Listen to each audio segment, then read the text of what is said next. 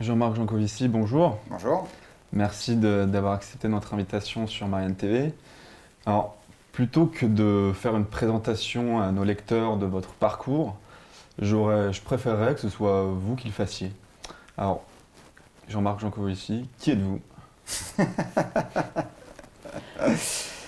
On va se limiter à ce qui concerne ma vie professionnelle, sachant que je suis un piètre jardinier. Oui. Et alors donc, j'ai 4 casquettes dans ma vie professionnelle qui sont par ordre décroissant. De co-diriger une société qui s'appelle Carbone 4 et qui s'intéresse ou qui essaye d'intéresser les entreprises plus exactement à la question de l'énergie et du climat et à la façon de relever les défis qui sont devant nous. J'ai une deuxième activité qui est d'avoir fondé, de présider une association qui s'appelle The Shift Project et qui milite en gros pour la décarbonation de l'économie. J'ai une troisième casquette qui est d'enseigner. Je suis professeur à Mines ParisTech.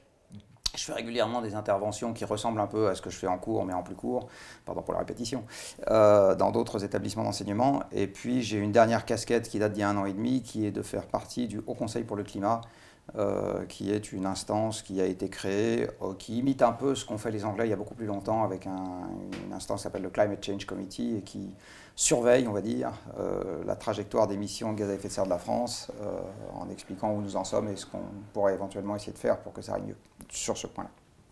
Alors, vous avez acquis une très grande audience et une très grande légitimité sur des questions qui sont absolument essentielles et qui pourtant passent très souvent en dessous des radars des médias classiques, c'est les questions d'énergie. Or, quand on regarde l'histoire de l'humanité, l'énergie est au cœur d'absolument toutes les révolutions qui ont bouleversé la vie des hommes. C'est au cœur de l'organisation des sociétés, c'est au cœur aussi des questions géopolitiques. Comment expliquez-vous que ce sujet ne soit pas celui qui, aujourd'hui, anime nos débats et qui soit celui qui mobilise, j'allais dire, le débat démocratique? Alors, excellente question, et si je suis un peu taquin, vous avez plus la réponse que moi. Donc c'est plutôt à vous qu'on devrait poser la question. Moi, j'ai quelques hypothèses.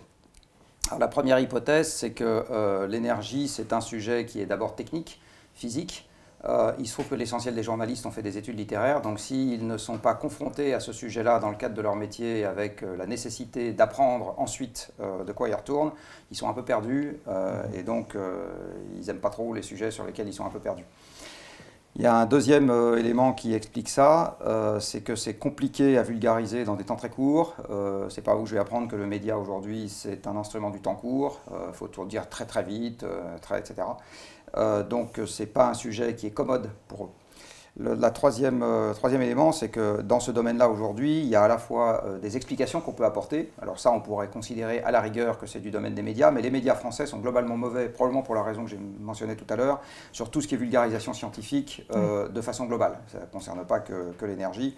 On est par exemple très très loin derrière les Anglais qui sont bien meilleurs que nous sur ce genre de sujet. Donc la rubrique science est toujours une rubrique un peu croupion.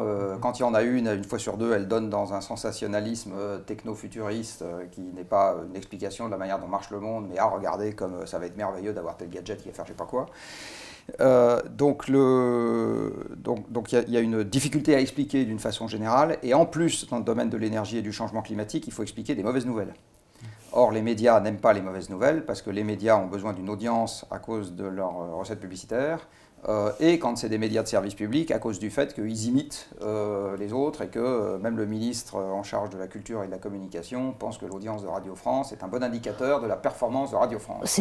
Habituellement, on explique plutôt que les médias adorent les mauvaises nouvelles et ne parlent que de ce qui ne va pas. Ils n'adorent pas celles qui culpabilisent leur audience. Voilà, c'est toute la question de la culpabilité. Or la question du changement climatique et de l'énergie, si on veut s'y attaquer sérieusement, est la question de la mise au régime. Et là, on devient totalement schizophrène. C'est-à-dire que vous ne pouvez pas jouxter derrière une page de pub qui va vous dire achetez ceci, achetez cela, une explication qui vous dit surtout ne le faites pas. Bon. Et j'ai des exemples de première main, un certain nombre, où il y a des régies publicitaires qui sont intervenues auprès de rédactions en disant mais attendez, vous n'allez pas commencer à parler de ce genre de sujet. Donc ça, c'est un troisième élément qui... Voilà. Et enfin, le dernier élément, c'est que les médias adorent les accroches, c'est-à-dire des choses qui piochent dans l'actualité. L'explication du monde ne pioche dans aucune actualité particulière, sauf s'il y a des raisons. Donc par exemple, quand il y a la convention climat tous les ans, alors là, on peut en parler. Quand il y a un ministre qui prend une décision, on peut en parler, mais au moment où il va prendre la décision, le ou la ministre, en général, on va parler de la décision, on ne va pas parler du problème. Donc il y a un défaut d'explication récurrent sur ce sujet-là depuis que je m'intéresse à la question. Alors j'avais essayé d'apporter ma modeste pierre au contournement de cette difficulté en créant avec un copain journaliste il y a maintenant une quinzaine d'années une école d'hiver pour rédacteurs en chef qui s'appelle les Entretiens de Combloux. Je me demande si on ne l'a pas invité du reste. On a dû essayer, ou peut-être qu'on n'a pas essayé. Mais enfin, on a essayé. Et on a assez peu de succès avec ce qu'il est convenu d'appeler les journalistes vedettes. Donc ils n'aiment pas retourner à l'école. Donc c'est à vous qu'il faudrait poser la question, encore une fois, c'est pourquoi. Mais je partage vos analyses. Le fait est qu'on a essayé de faire ça. Et alors, c'était ces 3 jours de séminaire où on mélange entre 20 et 30 journalistes avec des experts. Et l'idée, c'est pas du tout de leur dire il faut être pour ceci ou il faut être contre cela. L'idée, c'est de leur dire on va vous expliquer le problème à traiter. Donc c'est juste ça qu'on va faire. On va vous expliquer de quoi il retourne quand on parle d'énergie, de quoi il retourne quand on parle de changement climatique. On va vous donner les bases du débat en espérant que derrière, justement, vous serez capable d'organiser le débat d'une façon telle que ça amène de la valeur ajoutée à la collectivité. Alors on a lancé ça il y a 15 ans. L'événement lui-même marche bien, c'est-à-dire qu'on a des gens qui ont envie de venir.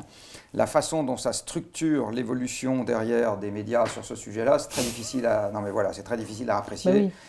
Jamais je ne saurais, le jour où je mourrai, si ça a joué un rôle totalement nul ou si ça a joué un petit rôle dans l'ensemble.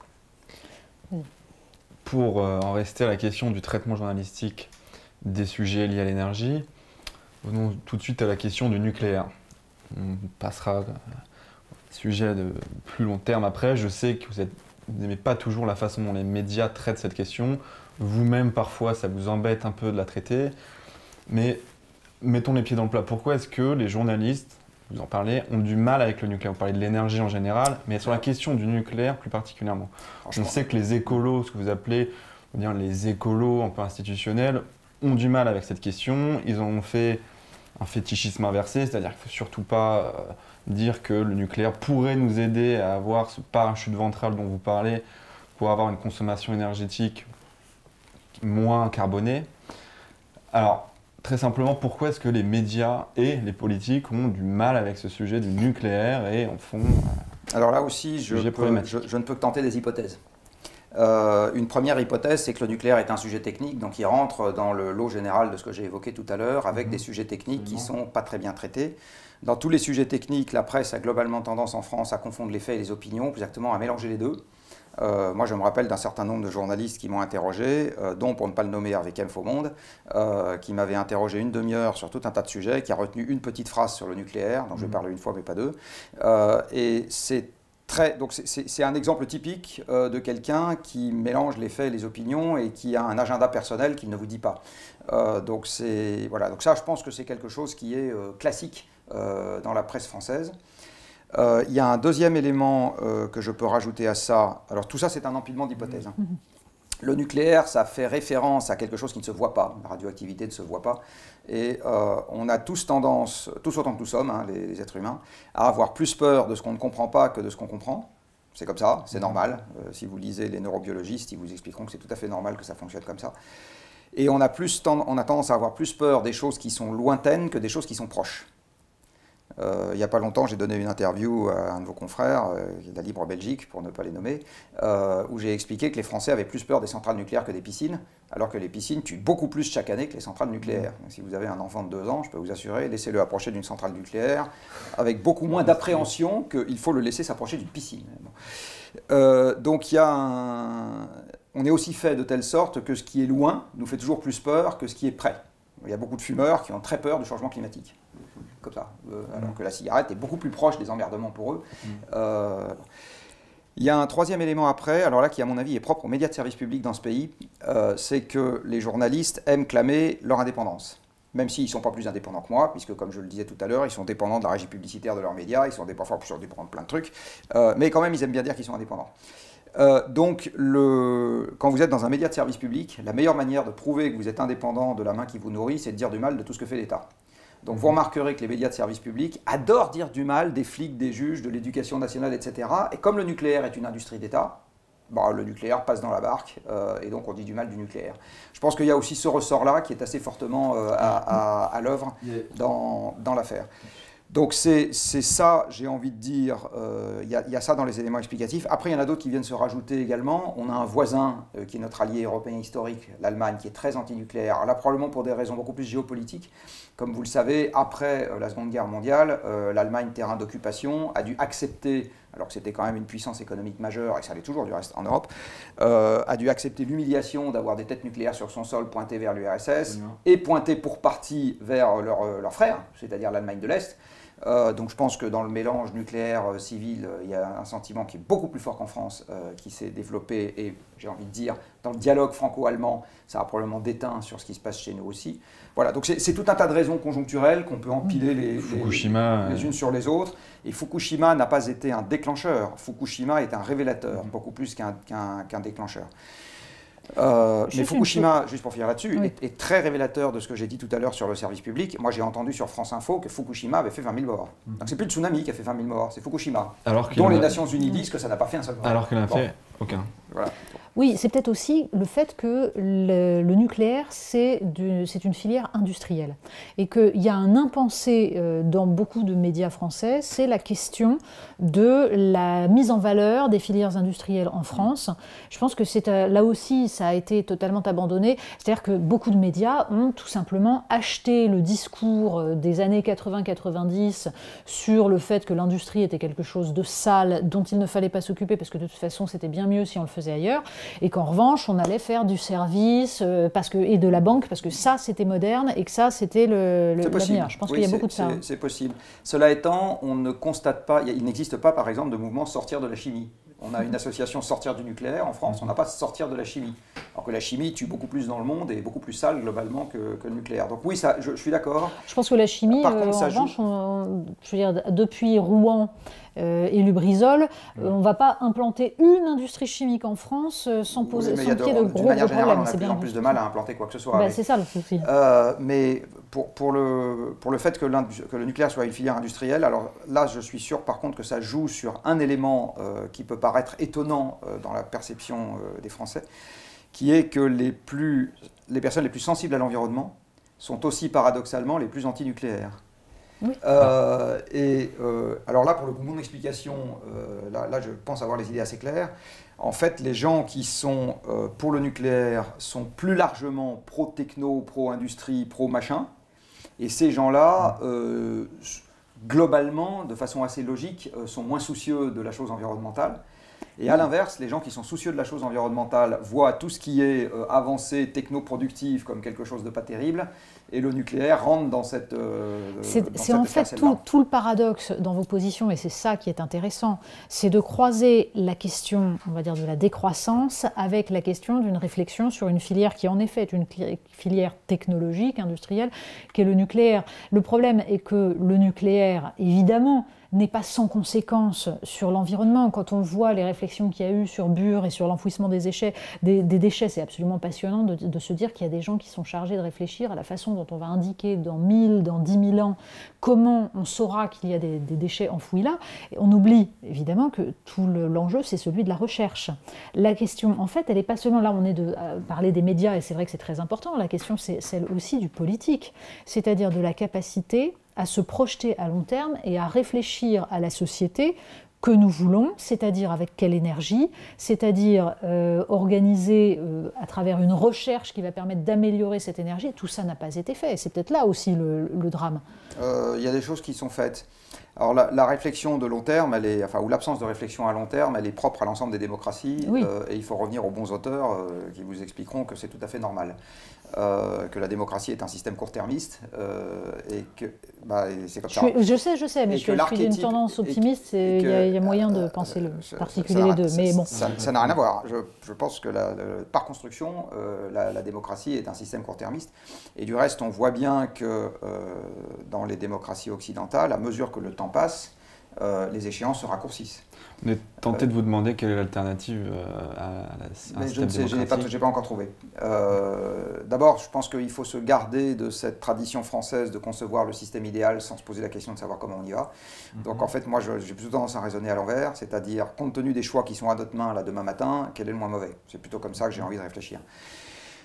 Donc, pour faire revenir du long terme dans la façon dont on fonctionne aujourd'hui, alors il y a quelques éléments un peu pratiques qui me paraissent pertinents à ce titre.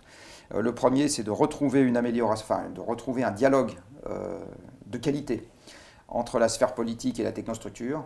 Aujourd'hui, en gros, le discours de la sphère politique vis-à-vis de la technostructure est de leur dénier tout droit, toute légitimité à la co-construction de l'avenir au motif qu'ils n'ont pas été élus. Enfin, vous n'avez pas élu votre médecin, enfin si vous le choisissez, mais vous ne lui déniez pas tout droit à co-construire votre avenir si jamais il fait votre bilan de santé. Donc il y a une qualité du dialogue, et les pays qui regardent un peu plus à long terme sont des pays qui ont une qualité de dialogue entre la technostructure et le pouvoir politique qui est meilleure.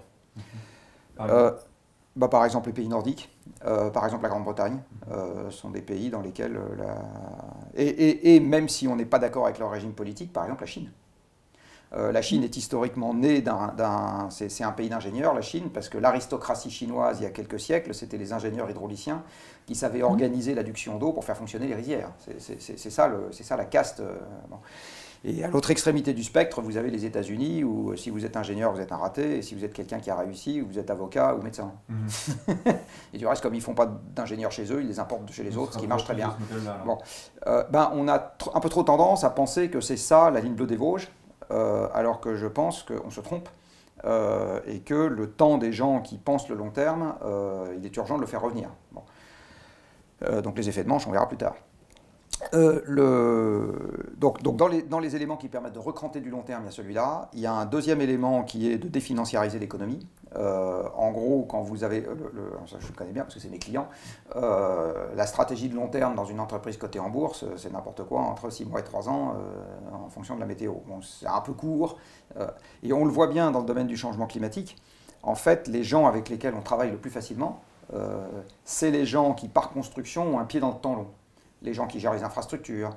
Dans le monde financier, ceux qui sont...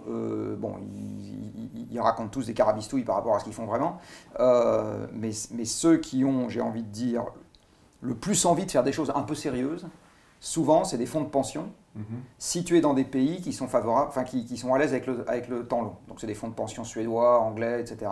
C'est chez eux que vous allez trouver les choses les plus intéressantes. On va dire, le Guardian, par exemple, a un fonds de pension pour ses salariés, qui est bien connu dans la presse, qui a une politique sur le plan du climat qui est assez agressive. Donc définanciariser l'économie, parce qu'on pouvait dire ce qu'on voulait du capitalisme familial, il a quand même une caractéristique que je constate au sein de ma clientèle, c'est qu'il pense le temps long de façon plus facile. Par définition, bien sûr. Un actionnaire familial, il a moins peur de se faire bouffer par je ne sais pas qui, et donc si le rendement de ses capitaux investis est un peu plus bas, il est un peu plus bas, et puis voilà, c'est pas très très grave.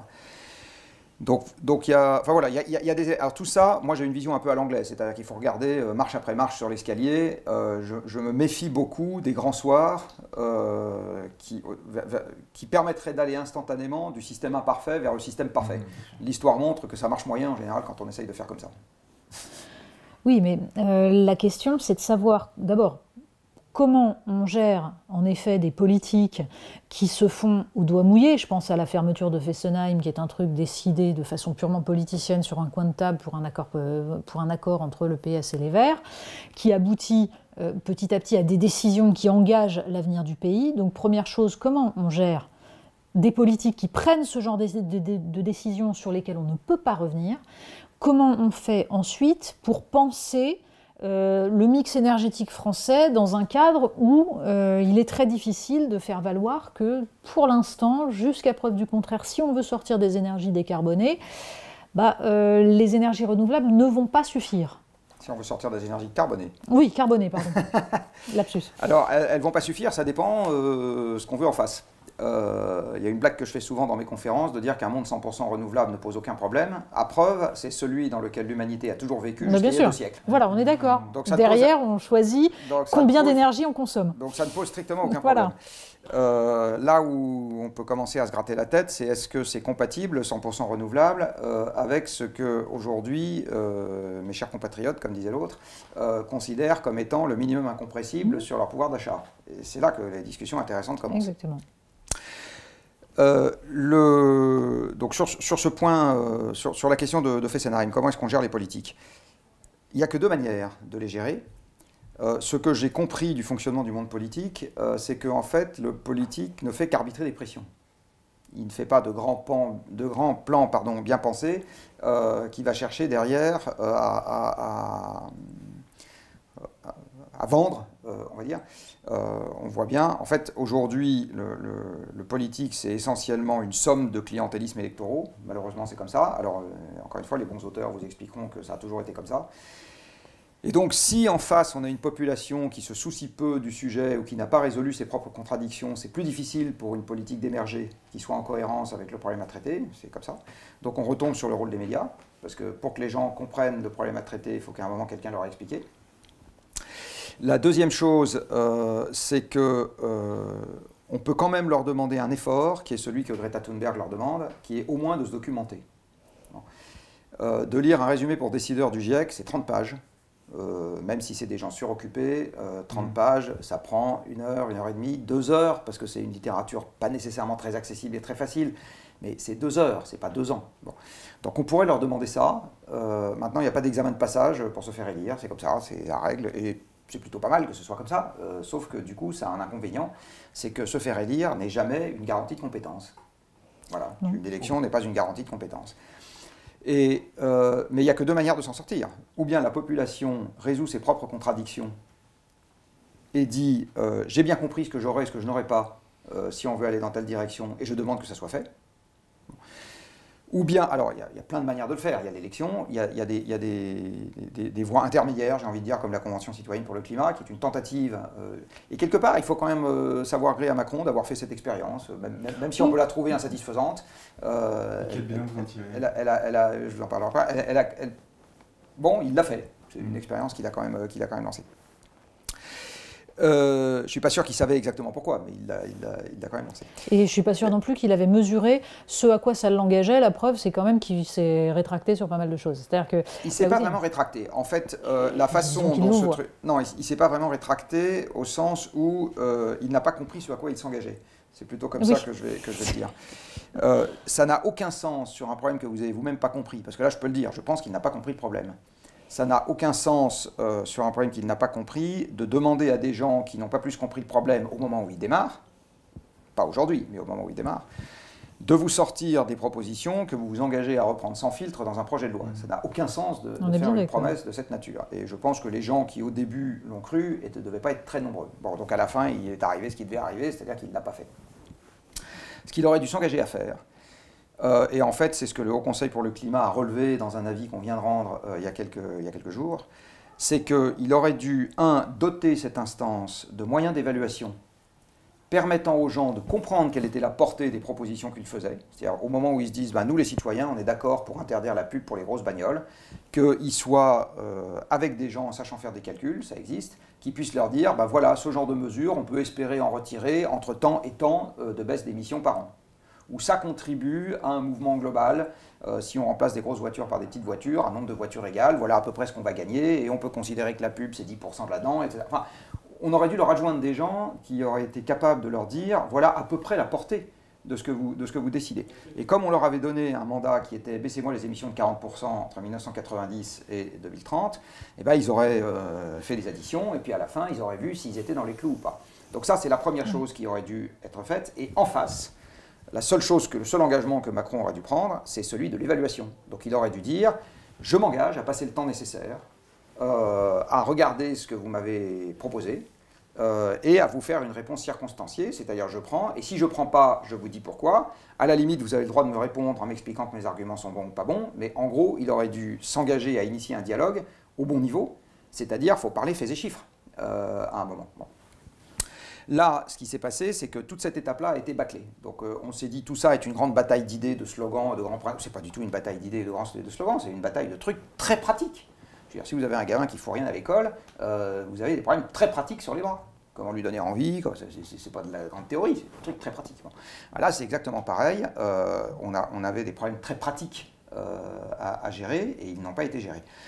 Alors ça demandait à la fois des compétences côté convention citoyenne et ça demande des compétences du côté de l'administration parce que l'administration n'a le plus souvent pas non plus les compétences pour traiter ce genre de problème. Voilà. En particulier pas à Bercy. Est-ce que, parce que là, ce que vous esquissez, c'est la question de savoir comment, en fait, on répond à cet enjeu majeur qui est celui du changement climatique, sauf que, il me semble que je suis d'accord avec vous qu'il faut un raisonnement chiffré, des choses extrêmement concrètes. En même temps, ces choses concrètes, est-ce qu'elles ne dépassent pas la pure question des émissions de carbone et de ce qu'on appelle généralement le climat? Je m'explique. J'ai tendance à penser qu'à focaliser sur le climat et les émissions de carbone, en fait, on ne pense le problème que en partie, c'est-à-dire dans la partie chiffrable. Cela dit, le reste, on peut le chiffrer, mais on l'oublie toujours. Je pense qu'aujourd'hui, prendre en compte les bouleversements climatiques, prendre en compte l'impact de l'être humain sur la planète, ça ne se fait pas seulement à travers les émissions de carbone qui peuvent aboutir à se revendre des droits à polluer, des droits carbone, qu'il faut prendre en compte l'ensemble des modes de vie, à travers l'artificialisation des sols, à travers la destruction des écosystèmes marins, à travers l'érosion des sols parce qu'ils ne sont pas entretenus, parce qu'ils ne sont pas travaillés, donc les techniques agricoles. Or, j'ai l'impression que tout ce pan-là, en fait, disparaît. Pourquoi? Parce que là, ça implique des changements dans tout simplement l'organisation complète des sociétés. Je veux dire, l'urbanisme, la façon dont on implante économiquement du travail plus ou moins proche des gens, etc. Et là, ça devient, en fait, ça oblige à un changement beaucoup plus brutal. Alors, oui et non. En fait, quand on regarde les émissions de CO2, c'est notamment la contrepartie de l'utilisation de l'énergie. Et l'utilisation de l'énergie, en fait, ça paraît un peu abstrait quand on dit ça, mais en fait, c'est un côté très concret, c'est l'utilisation des machines. L'énergie, c'est les machines. C'est votre voiture qui consomme du pétrole, c'est pas vous. C'est votre machine à laver qui consomme de l'électricité, c'est pas vous. C'est votre frigo qui consomme de l'électricité, c'est ce qui a remplacé la force humaine et la force animale. Absolument. Donc, en fait, consommer de plus en plus d'énergie, c'est juste maîtriser une flotte de machines de plus en plus importante. Et ça veut dire qu'on est capable de créer des flux, parce que l'énergie c'est des flux, de plus en plus importants. Donc on peut transformer de plus en plus de minerais de fer en tout un tas d'objets en acier, on peut transformer de plus en plus de pétrole en tout un tas d'objets en plastique, on peut mettre en mouvement des masses toujours plus importantes et jusqu'à aller passer son week-end sur Mars quand on s'appelle Elon Musk, etc. Donc en fait, augmenter la quantité d'énergie qu'on utilise, c'est juste augmenter les flux de transformation sur Terre. C'est ça que ça veut dire. Alors ça nous a apporté des bienfaits à court terme, parce que tous les objets que vous avez dans cette pièce, tous les objets que vous avez chez vous, tous les objets que vous avez au travail, tous les objets que vous verrez dans la rue, ça n'est que des ressources transformées par notre activité. Ça n'est que ça. Donc plus on a d'énergie, plus on peut transformer tout ce qui nous tombe sous la main dans la nature et en faire autre chose, y compris des sardines en boîte de sardines. Alors la limite à cette affaire-là, c'est évidemment que si vous piochez trop de ressources dans la nature, à un moment, elles ne se renouvellent pas ou elles ne se renouvelaient jamais, donc il en reste moins. Et puis vous faites apparaître tout un tas de nuisances qui sont les sous-produits indésirables de votre activité, qu'on appelle la pollution. Donc plus ça s'agite et plus ça fume, j'ai envie de dire, et plus ça fait des trous partout. Alors l'énergie a l'avantage dans cette affaire-là d'être un proxy, un marqueur de la totalité de nos nuisances, puisque l'essentiel de nos nuisances sont quantitativement une contrepartie de notre activité en volume. Plus on crée de bâtiments, plus on va artificialiser de sol, mais par ailleurs, plus on a besoin d'énergie pour faire du ciment et de l'acier. Donc si vous regardez l'énergie, avec un tout petit peu de hauteur de vue, en fait, vous vous rendez compte que derrière, vous allez capturer tout un tas d'autres nuisances dont il faut également s'occuper, c'est absolument évident. La perte de biodiversité, l'artificialisation des sols et l'érosion des sols, etc. Là où on peut avoir un problème si on est focalisé sur la partie climat, c'est que dans les solutions au changement climatique, certaines peuvent augmenter la pression dans d'autres compartiments. Alors je vais prendre un exemple, c'est la biomasse, exactement tout ce qui pousse. Partie des gens pensent qu'on va pouvoir remplacer le pétrole par des agrocarburants. Moi, j'aime pas tellement biocarburants parce que bio, c'est bio, et agrocarburants, c'est pas très bio. Alors, les agrocarburants, en pratique, c'est quoi? C'est du blé que vous transformez en éthanol, du maïs que vous transformez en éthanol. L'éthanol, ça brûle, ça remplace l'essence. C'est du tournesol ou du colza que vous transformez en diesel. Ça brûle pareil. C'est éventuellement du bois que vous transformez directement en combustible pour faire tourner une centrale électrique. Et c'est l'huile de palme qu'on importe maintenant en Europe pour faire du biodiesel. Alors en fait, toutes ces cultures, elles ont besoin d'espace. Et cet espace, vous allez le prendre soit sur les cultures alimentaires, ce que vous ne faites pas, parce que la population augmente, soit sur les écosystèmes. Donc une partie de la course vers les biocarburants engendre de la déforestation. Ce qui se voit au Brésil de façon majeure. Alors c'est aussi pour nourrir nos vaches au Brésil, mais oui, auquel cas ça accroît le problème plutôt que de le baisser, parce que la solution est encore pire que le problème initial. Donc avec une bonne comptabilité carbone, vous voyez quand même arriver ce genre de truc, et normalement, si vraiment vous êtes soucieux de résoudre le problème, vous ne le faites pas. Mais si vous ne le faites pas, ça veut dire que du coup, vous devez vous tourner vers d'autres marges de manœuvre, et typiquement pour les voitures, ça serait beaucoup plus simple de diviser le poids des voitures qu'on conduit par 2 et de les limiter à 110, ça serait toujours des voitures. Ça consommerait 2 fois moins de pétrole, et donc on n'aurait pas besoin des biocarburants pour diviser la consommation de pétrole par 2. Donc, donc les effets de bord sur un certain nombre de solutions, entre guillemets, au changement climatique peuvent être délétères sur d'autres pressions environnementales. Vous avez un autre sujet qui est la consommation d'espace qui est demandée par le solaire, l'énergie solaire photovoltaïque, à quantité d'électricité égale. Il faut 1000 fois plus d'espace pour faire de l'électricité avec du solaire qu'avec du nucléaire. Donc si vous voulez remplacer en France, qui est un certain nombre de gens qui pensent que c'est une bonne idée, le nucléaire par le solaire, c'est pas mon idée, moi je trouve que c'est une très mauvaise idée, mais il y a un certain nombre de gens qui pensent que c'est une bonne idée, enfin que c'est souhaitable. Je ne sais pas s'ils savent que c'est une bonne ou une mauvaise idée, mais ils trouvent que c'est souhaitable.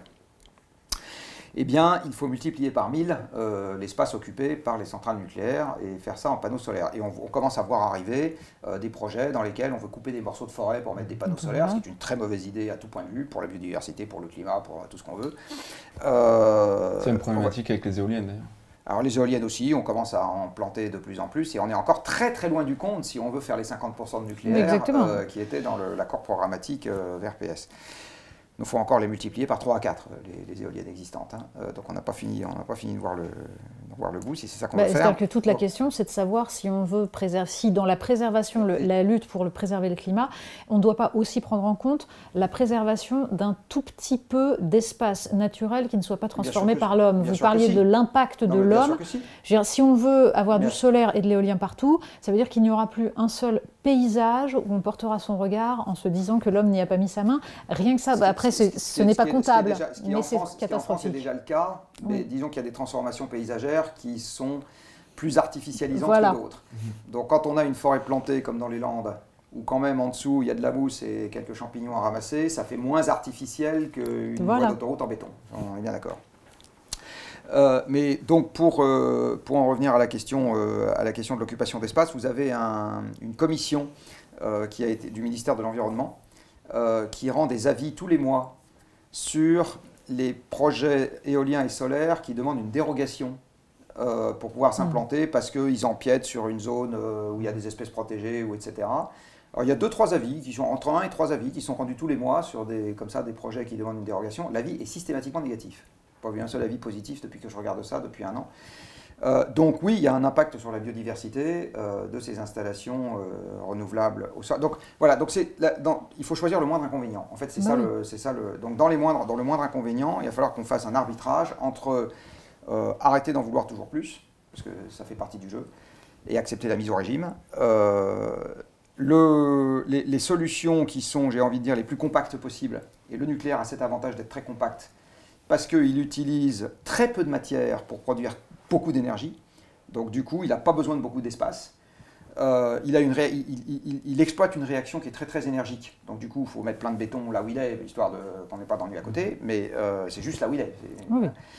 Et puis comme il utilise très peu de matière, il fait aussi très peu de déchets. Donc ces déchets sont des cochonneries, mais il y en a très très peu. Alors parlons-en justement. Il y a un ordre de grandeur qui est peu connu dans ce pays, mais la totalité des déchets emmerdants, j'ai envie de dire, ceux qui sont à longue durée de vie et à haute activité qu'on a créés depuis le début du parc nucléaire français, donc depuis quelques dizaines d'années, occupent le volume d'un gymnase. Donc oui, c'est très emmerdant, mais c'est le volume d'un gymnase. C'est en France, c'est quand même pas monstrueux en termes de volume. C'est réparti sur 3 sites d'entreposage, le principal est à La Hague. Parce qu'il y a tout un mythe autour des déchets nucléaires. Souvent l'argument des anti-nucléaires, c'est de dire oui, il y a des déchets nucléaires, on ne sait pas quoi en faire, ils peuvent nous exploser au visage à tout moment. Alors ça n'explose pas, et on sait très bien quoi en faire. Simplement, la solution qui est proposée pour ne plus en entendre parler est une solution dont les mêmes qui disent on ne sait pas quoi en faire disent ah bah non, ça quand même on ne veut pas. S'il s'agit tout simplement de les mettre dans un trou. Il y a une anecdote que j'aime bien citer en ce qui concerne les déchets nucléaires, c'est qu'il y a 2 milliards d'années, il y a des réacteurs nucléaires naturels qui se sont formés au Gabon, à Oklo, dans un endroit qui est encore une mine d'uranium, enfin une mine d'uranium abandonnée aujourd'hui. Et ces réacteurs naturels ont fait des déchets nucléaires naturels, puisque et ils avaient même été prédits par la théorie avant d'avoir été découverts, ces réacteurs nucléaires naturels. Est-ce que vous pouvez expliquer en quoi ces réacteurs étaient naturels? Comment est-ce qu'ils ont... En fait, alors c'est un peu compliqué à expliquer. Au sein de l'uranium, il y a ce qu'on appelle 2 isotopes. Ce qui définit un élément, par exemple le fer, le chrome ou le carbone, c'est le nombre de protons dans un atome. L'uranium a 92 protons, mais il peut avoir un nombre de neutrons. Les neutrons, c'est des particules neutres, mais qui font de la masse, qui rajoutent du poids, qui varie. Donc dans l'uranium 235, il y a 235 nucléons au total, et là-dedans, vous avez 92 protons, et le reste, donc 235 moins 92, ce qui doit faire 143, sauf erreur de ma part, c'est ça, neutrons. Et puis vous avez un autre isotope, une autre variété, on va dire, comme une aubergine qui n'est pas de la même couleur, mais c'est toujours une aubergine, ça a le goût de l'aubergine, c'est vrai, qui est l'uranium 238. Donc il a toujours le même nombre de protons, 92, mais il a 146 neutrons. Ils n'ont pas les mêmes propriétés physiques. En particulier l'uranium 235, quand vous lui envoyez un neutron à la bonne vitesse, il va l'avaler et se casser en deux. Il va avoir une indigestion, là, exploser et se casser en deux. C'est ça la fission.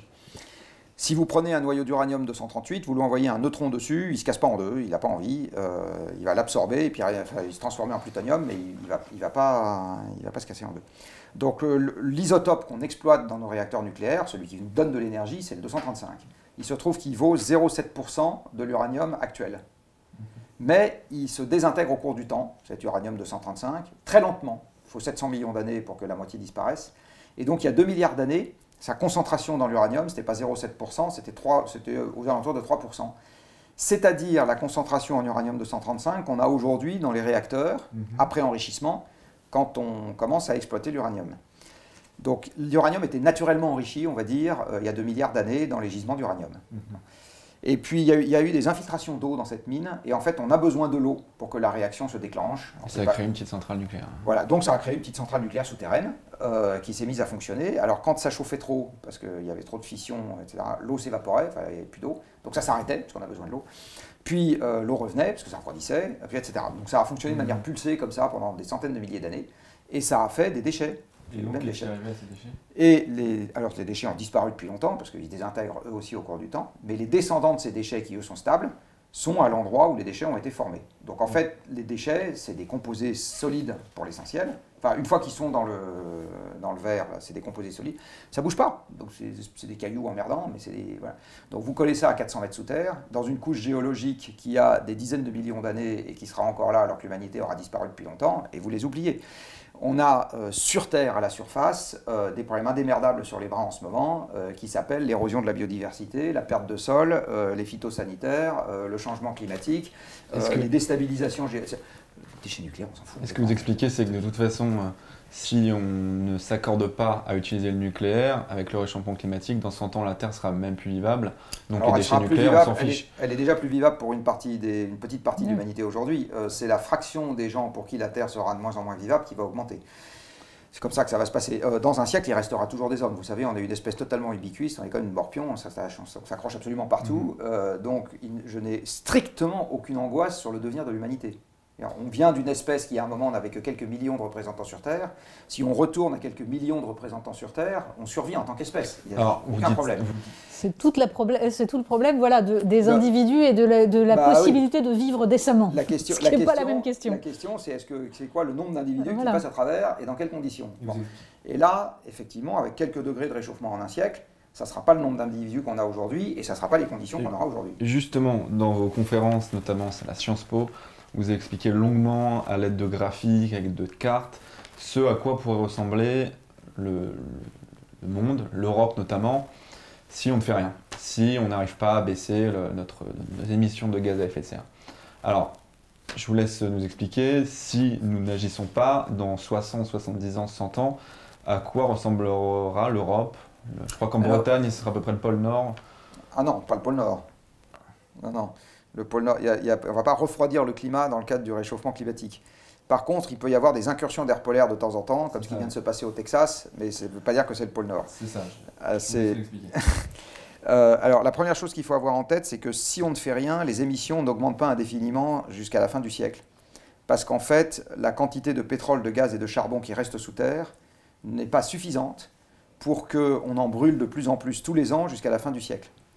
En fait, en ce qui concerne la quantité de pétrole qui reste sous terre, on est déjà en train d'en brûler, enfin en ce qui concerne le pétrole, on est déjà en train d'en brûler de moins en moins depuis 2008 sur Terre, sur la partie pétrole conventionnelle, c'est-à-dire la quantité de pétrole conventionnel, ce qui n'est pas le pétrole de schiste aux États-Unis et ce qui n'est pas les sables bitumineux du Canada.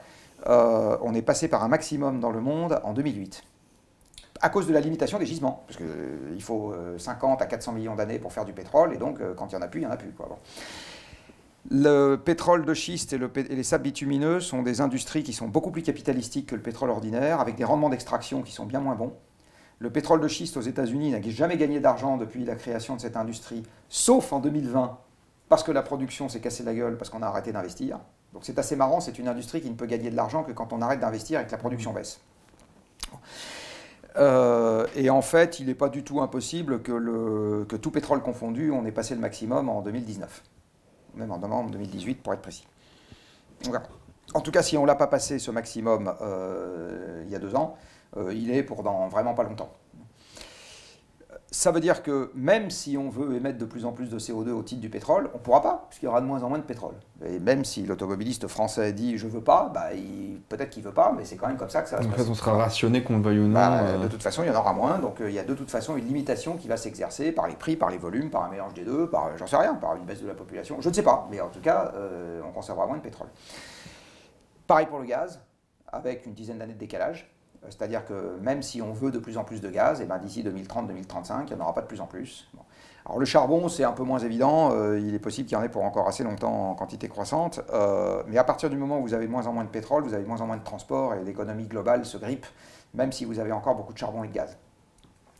Donc ce qui est vraisemblable, de mon point de vue, c'est qu'en politique de laisser-faire, vous n'allez pas avoir une économie qui se porte de mieux en mieux et des émissions qui croissent de plus en plus jusqu'à la fin du siècle avec un enfer environnemental. En fait, vous allez avoir la conjonction des deux emmerdements, c'est-à-dire à la fois l'enfer environnemental au titre des émissions passées, parce que vous avez une inertie très très forte entre les émissions et le changement que ça induit.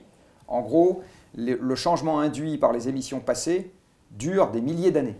D'accord ? Donc à partir de maintenant, même si on change maintenant, de toute façon, pendant des milliers d'années, le climat va encore dériver. D'accord ? On ne peut plus l'éviter. Donc vous allez avoir le bazar environnemental et de moins en moins de CO2 à un moment, de toute façon. Mais ce qui veut dire aussi, si vous avez de moins en moins de CO2, ça veut dire que vous avez de moins en moins de machines, donc de moins en moins de maîtrise de votre environnement, donc de moins en moins de capacité à faire face à l'adversité. C'est beaucoup plus facile de monter des digues en une année quand vous avez des tractopelles et du béton que quand vous avez des pelles, des pioches et des jambes. Bon. Donc l'exosquelette qu'on a constitué avec les combustibles fossiles et l'énergie abondante, à mesure qu'il baissera, qu'il se contractera, nous aurons par ailleurs des emmerdements environnementaux qui vont augmenter. Donc la politique du laisser-faire, c'est cette tenaille qui se referme, j'ai envie de dire, de façon non gérée et cruelle. La politique de l'action est une politique dans laquelle, de toute façon, il faut qu'on accepte une forme de mise au régime. Alors c'est très compliqué, c'est très dur. C'est un énorme défi. Pour le moment, très peu de gens travaillent sur la façon de résoudre ce défi. Donc un des besoins urgents qu'on a aussi, c'est du jus de cerveau pour voir comment est-ce qu'on arrive à attaquer ce problème-là. Et il ne suffit pas de dire « je ne veux pas » pour ne pas l'avoir. On peut dire « je ne veux pas », bah, moi je pourrais dire « je ne veux pas vieillir », c'est pas ça qui va m'empêcher de vieillir. Donc le « je ne veux pas » n'est pas une réponse appropriée. Il faut regarder et voir comment on avance. Mais encore une fois, j'insiste sur un point, le laisser-faire n'est pas la garantie de l'insouciance. Depuis le début de notre discussion, il y a un élément que vous mettez en avant plusieurs fois, c'est la question de la publicité, du rôle de la publicité. J'ai tendance à penser pour ma part qu'il y a 2 sources de pollution majeures sur la planète actuellement, c'est la publicité et la démographie. C'est-à-dire la publicité parce que c'est à la base de cette surconsommation qui nécessite de produire en permanence et qui induit cette société entièrement fondée sur l'idée qu'il faut augmenter les biens de consommation et que c'est ça qui apporterait le bien-être, dont on s'aperçoit pourtant que c'est totalement faux. En tout cas, ça n'apporte pas le bonheur collectif, ça c'est très clair, ni même individuel. Et la démographie, parce que de toute façon, avec des ressources limitées, quoi qu'il arrive, si on veut que les êtres humains qui sont là vivent à peu près décemment, ce n'est pas tenable. Et la question de la façon dont on nourrit les êtres humains se pose. Est-ce que vous partagez ça? Parce que depuis tout à l'heure, la question de la publicité revient assez souvent dans votre... Oui, alors la publicité, je ne sais pas où est la poule et où est l'œuf. C'est-à-dire, oui. Je ne sais pas s'il y a de la publicité et c'est pour ça qu'on se goberge, ou si c'est parce qu'on aime se goberger qu'il y a un public pour la publicité. Voilà, je pense qu'il y a un peu des deux. En tout cas, ce dont je suis sûr, c'est que si j'étais aux manettes, je n'aurais pas beaucoup de scrupules à interdire la publicité dans un certain nombre de domaines. Voilà, ça ne me gênerait pas plus que ça d'avoir à le faire. Je ne sais pas si ça aurait un effet majeur, mais en tout cas, ça ne me gênerait pas plus que ça. En ce qui concerne la démographie, alors il est évident que toute chose égale par ailleurs, plus on est nombreux et plus on exerce une pression importante. On est bien d'accord. Il y a dans les années 70, au moment où sont nés beaucoup de mouvements environnementaux et de réflexions environnementales majeures, dans les grandes organisations non gouvernementales environnementales actuelles, beaucoup sont nés dans les années 70. Greenpeace, les Amis de la Terre, etc. Le WWF est né à la fin des années 60. Les années 70, c'est aussi l'année du Club de Rome, enfin le début des années 70, là des travaux du MIT sur les limites à la croissance, etc. Donc il y a eu quelque chose. Les gens disent que c'est parce qu'on a vu la Terre de l'espace grâce à Apollo et qu'on s'est rendu compte que c'était un espace fini. C'est possible, je ne sais pas. Enfin, en tout cas, il y a eu il y a aussi eu beaucoup de réflexions à ce moment-là sur la surpopulation qui sont arrivées sur la table, dont un livre qui avait été écrit à peu près dans cette époque-là, qui s'appelait La bombe P, et qui disait qu'on risquait la surpopulation. Alors aujourd'hui, on ne la risque plus, on l'a. Je pense que malheureusement... Oui, mais le terme malthusien est encore quasiment une accusation. C'est un crime d'être malthusien. Je suis père de 2 enfants, et donc j'y ai contribué comme tout le monde, mais le fait est qu'on est aujourd'hui malheureusement trop nombreux sur Terre pour que on puisse être dans un état stable. C'est-à-dire que 8 milliards de terriens au surplus aspirant tous à vivre comme des classes moyennes occidentales, c'est sûr que ça passe pas.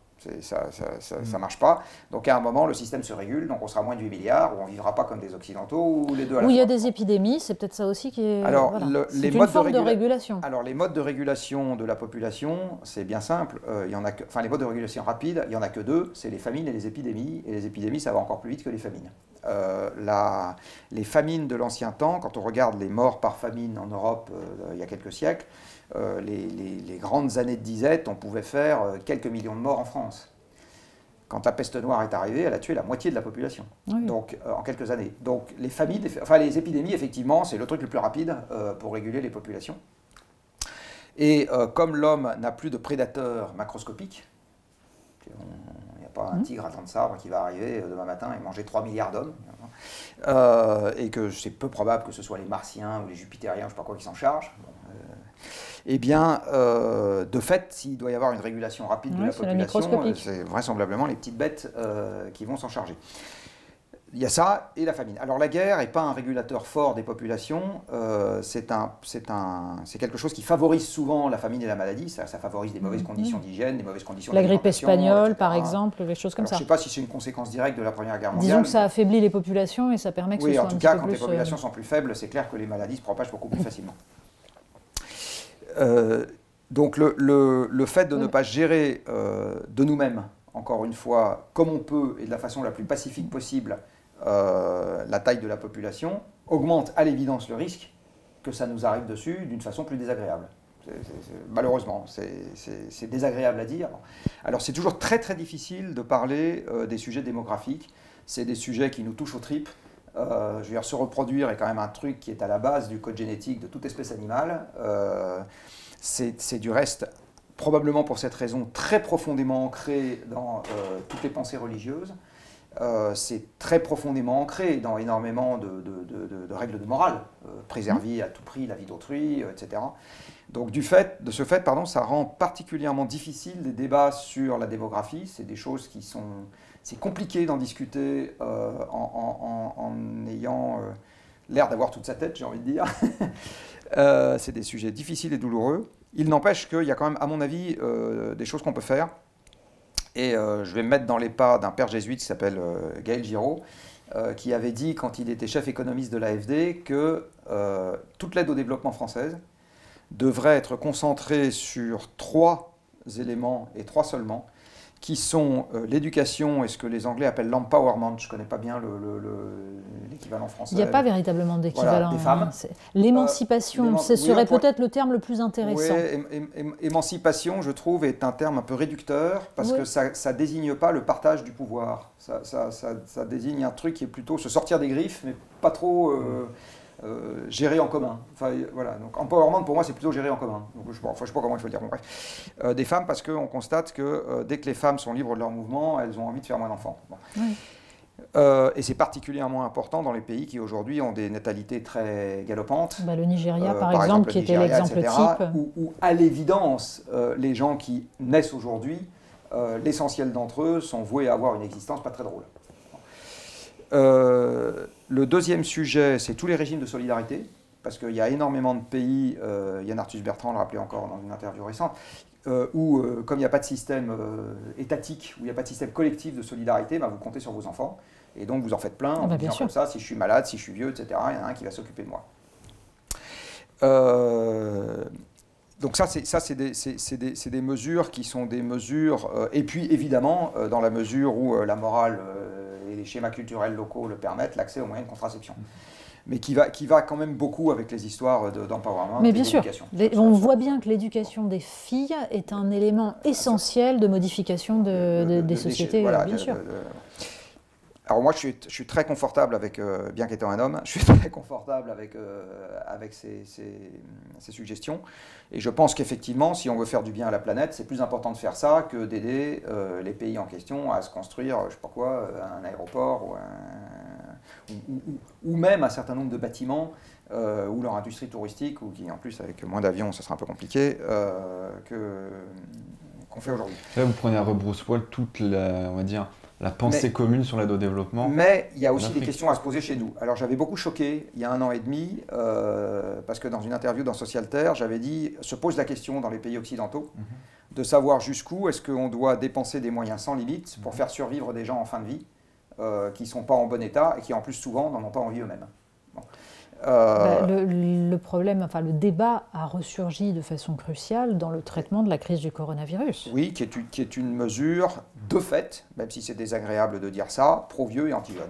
De fait, c'est comme ça qu'on gère le sujet. Et avec des politiques de vaccination de personnes parfois très âgées qui... Et d'ailleurs, on voit les statistiques de l'INSEE qui montrent... Moi, mon propos est plus large que ça. C'est-à-dire, mon propos est de dire, en fait, pour préserver des gens qui étaient pour l'essentiel en fin de vie, on a très fortement, j'ai envie de dire, obéré le confort et la vie future, parce que les gosses des milieux défavorisés qui ne sont pas allés à l'école, ça se paiera dans 20 ans. Ils vont s'en relever ou ils ne vont pas s'en relever? C'est ça. Les étudiants à qui on a, entre guillemets, volé une partie très insouciante de leur vie, enfin on a tous été étudiants, 80% d'une classe d'âge maintenant, c'est quand même le souvenir de l'accès à une forme de vie d'adulte sympathique, et c'est une parenthèse plutôt agréable entre la fin de l'adolescence, où quand même on a envie de pousser ses parents du coude, et les contraintes du début d'une vie d'adulte, où il faut gagner sa croûte, enfin voilà, c'est une parenthèse qui est quand même une parenthèse, j'ai pas envie de dire bénie, mais agréable, c'est une phase importante de la vie sociale des jeunes adultes, etc. À la trappe, quoi. Bon. Aujourd'hui, ils passent 6 heures par jour derrière un écran, voire plus, et je pense qu'il y en a une partie qui sont en train de devenir neurasthéniques. Bon. On a quand même une fraction significative d'une classe d'âge arrivant sur le marché du travail qui n'a pas trouvé de boulot. Bon. Donc, je ne suis pas en train de dire qu'on ne devait pas. C'est pas ça. Non, bien entendu, on est entièrement d'accord. Je suis juste en train de dire que l'arbitrage de fait que nous avons fait, c'est que nous avons pris des mesures, nous collectivement, puisque l'État c'est moi, comme disait l'autre, nous avons collectivement pris des mesures qui arbitrent en faveur d'une classe d'âge et en défaveur d'une autre. Voilà, c'est un état de fait. Et la question que je me pose, c'est est-ce que c'est très compatible avec les défis qui nous attendent, et même, est-ce que c'est le même Arthus Bertrand disait dans la même interview, est-ce qu'on lui posait la question, est-ce que vous êtes prêt à donner votre vaccin à un jeune? Et il disait oui, sans problème, moi j'en ai déjà profité. Alors, je ne sais pas s'il le pense vraiment, je pense que oui. Enfin, je pense qu'une partie des gens très âgés aujourd'hui, quelque part eux-mêmes, faudrait leur demander, mais oui, le truc c'est qu'on leur a pas demandé. avec l'idée qu'on est en train de sacrifier les jeunes pour eux. Peut-être qu'une partie dirait, comme peuvent dire un certain nombre de grands-parents, bah non, en fait, c'est pas c'est pas pour moi, la priorité, c'est pour eux. Donc, et on a un rapport à la mort aujourd'hui qui est devenu très différent de ce qu'il était avant, parce que, moi je me rappelle quand j'étais jeune, il y avait une expression qui s'appelait mourir de vieillesse. Ça n'existe plus aujourd'hui. Ben non. Et c'était même, je me rappelle très bien de mon père disant ça, c'était mourir de sa belle mort. Donc, Bien quand sûr. on mourait de vieillesse, on mourait de sa belle mort. Il y avait une belle manière de mourir. Donc d'abord, la mort était légitime.